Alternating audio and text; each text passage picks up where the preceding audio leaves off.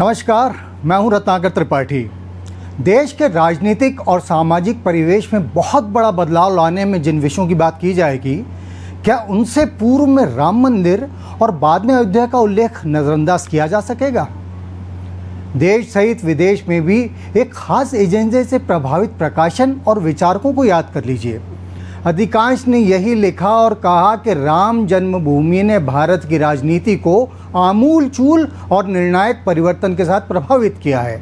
और क्या सबको किसी प्रमाण की ज़रूरत थी?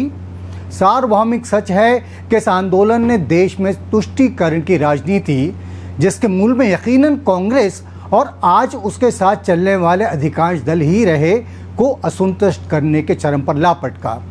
आज ये बात इसलिए कि राम मंदिर आंदोलन के आरंभ से लंबे समय तक उसके विरोध से जुड़े रहे कांग्रेस के नेता राहुल गांधी लोकसभा चुनाव के संदर्भ को ये कहकर प्रचारित कर रहे हैं कि एनडीए, हालांकि कहा एनडीए, लेकिन जाहिर रूप से गांधी का मूल आशय भाजपा से है।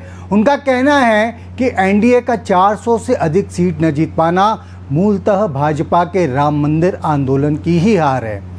बाकी तो संसद के ताज़ा सत्र के आरंभ से लेके पूर्व तक में जाकर देखने में इस बात पर किसी बहस मुबाहिसे की संभावना नहीं रह जाती कि राहुल जो कहते हैं उसमें उनके निशाने पर बहुसंख्यक समुदाय यानी हिंदू ही होते हैं।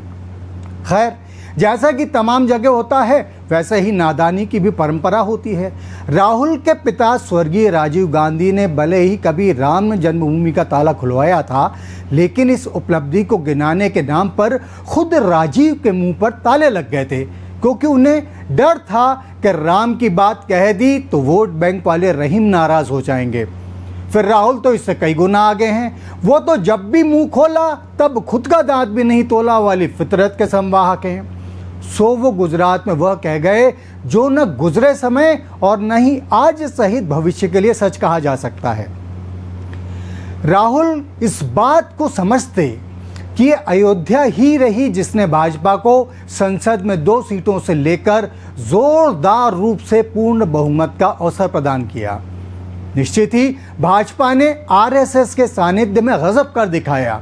जिस समय तत्कालीन प्रधानमंत्री वीपी सिंह ने देश में आरक्षण के नाम पर मंडल कमीशन की सिफारिशें लागू की, तब ये संघ और भाजपा ही थे जिन्होंने लाल कृष्ण आडवाणी की रथ यात्रा के माध्यम से जन्मभूमि के नाम पर ही सही, लेकिन संघ की आइडियोलॉजी तथा देश की ज़रूरत के अनुसार हिंदू समाज के बीच सामाजिक समरसता के संदेश को ताकत प्रदान की।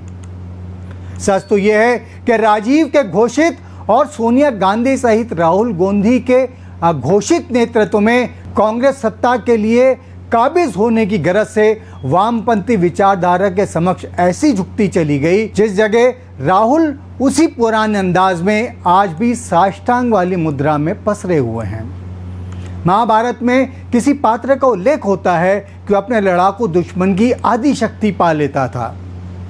भाजपा के लिए राहुल गांधी ऐसे ही मुफीद शत्रु हैं जिन्होंने देश की राजनीतिक महाभारत में तमाम अवसर पर और विषयों को लेकर अपनी जुबान खोलकर भाजपा की शक्ति बढ़ाने का ही काम किया है। अब भाजपा को चाहिए कि अपने लिए ऐसे निरापद मार्ग के जनक राहुल के कांग्रेस सहित विपक्षी दलों में इसी तरह स्वीकार्य रहते हुए इसी स्वरूप में उनकी उत्तरोत्तर प्रगति की कामना कर प्रभु श्री राम से कहे, हे भगवान, जो चल रहा है उसको वैसे ही चलने दीजिए। हाँ, ये भी सही है कि राहुल के इस बारे में कहे कुछ के अनुयायी भी फिर से प्रकट हो जाएं। आखिर ये इंसानी फितरत है। उस कमज़ोरी जैसा मामला है जिसके चलते जापान में किसी समय एक पाखंडी धर्मगुरु कोरेश के कहने पर उसे जेल की सज़ा से बचाने के लिए उसके कई अनुयायी असमय मारे गए थे।